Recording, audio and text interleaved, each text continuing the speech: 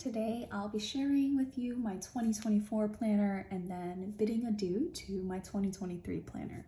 So I've had a really great year in my Hobonichi cousin. I love this planner. I debated getting another one, but I've taken a little bit of a more minimalist approach in my planning and I don't need to use it as much. You can see it kind of tapers off a little bit at the end.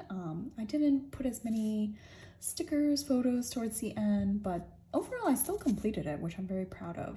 I started to do more long form journaling, so I was gonna just migrate to a planner for that. A notebook, just a normal notebook. I'm using a Leuchtturm notebook just to write down some of my thoughts, but I did not need the dated pages. So this is a very chunky planner. This was an A5 Hobonichi cousin, loved it. But I am saying goodbye, which is very emotional, and welcoming my 2024 planner. This is basically this is very simple planner. This is called the Bushimen PAL planner. Bushimen is a very popular planner stationery enthusiast on YouTube. You can check out her channel. Her channel is in Chinese, but you don't need to know Chinese to understand her videos. I feel like planner language is multicultural. You kind of just look and see how they plan out their day, design their layout, and you can really get great ideas that way. So definitely check that out. I was very inspired by it. I was also taking a look at some of the Yoseka stationery videos and really like the idea of this planner because of how simple it is. I'm going much simpler for 2024. And here we have like the annual layout for 2024 last year and then the year after. I never know what to do with this. Yeah. It just does not intuitively make sense for me, so I probably won't use this page, but that's okay. And this actually started in December, but I was still using my Hobonichi, so I did not complete it. And also December is a very busy month. So you have your monthly here, and it's not like a full monthly of your traditional like on both pages. So you would actually just like circle what, day you have an appointment and maybe like just put a little arrow and write it down. And you have a vertical Gantt chart. This is kind of interesting. I'm not quite sure what to use the vertical Gantt chart for. This is more tracking like long-term projects, but I'm still debating. I might even just use this as like a weekly gratitude because you can kind of see it blocked out by a week at a time. And I might do that. And this is really the layout that it is known for. It's very simple. You might even be able to replicate this in a bullet journal very easily. It is basically a line in the middle, a dot in the center, and you would plan on one side and log on the other side. Planning is future looking and logging is retrospective. So I really like that idea because sometimes I felt stressed about, oh, I'm kind of backdating or I'm like backfilling my pages because I didn't get around to it. Nope, this is gonna be super simple. It's really small. I'll show you how small this planner is. This is a B6 size and this is my pen. This is like little, like kind of half my pen size. So it's very tiny. It's not like a Hobonichi cousin where it's an A5, very chunky. So I'm gonna plan if I have an appointment in the morning, I'm gonna write on the top quadrant, top left. If I have an evening appointment after 12, I'll write it here. And then here I'll just write a few sentences about my day or what I actually did or, things I didn't plan but I ended up doing. I'll just write on this side. So it just keeps it a little more organized in my head, which it could work for me. I'm not sure, have not tried it yet. This is also a Monday start, which I love because you can combine the Saturday and Sunday. Let's say you go out, you have like a trip, outing, you just post a photo right here. If you have the Canon Ivy printer, I think this would be perfect because you can just paste the photo right there and just call it a day.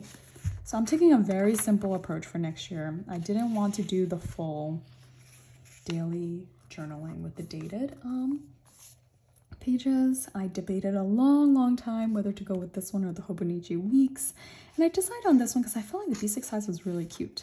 And how satisfying is it that January 1st starts on Monday, which is the first day for the planner of this year. So this is it.